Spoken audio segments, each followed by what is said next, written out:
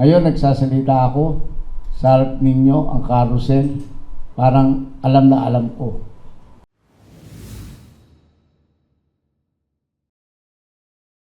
Maraming iniisip ang tao sa aming mga may kapansanan.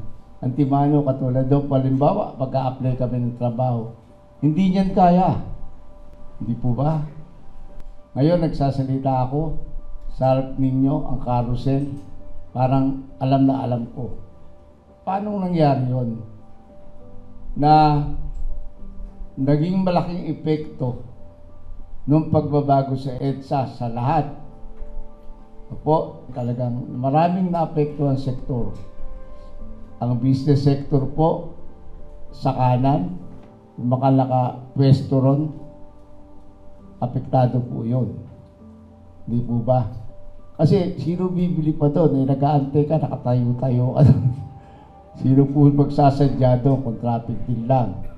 Kaya, ang mahalaga po ay nabigyan ng hindi po yung parang maingay ka, itong para sa iyo. Ito po ang nakita ko sa Action Dapat Party List po. Wala pa po kaming mga pinakamahaba na po siguro ito pang-apat.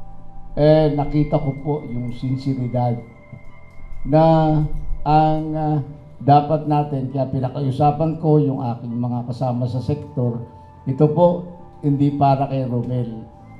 Ito po ay para sa sektor na may kapansanan, lalong-lalo na po sa mga bata. Na sinasabi nga, ang bata ang pag-asa ng ating bayan, sapagkat kung ang mga bata po ay hindi makakapunta sa school dahil wala po hindi accessible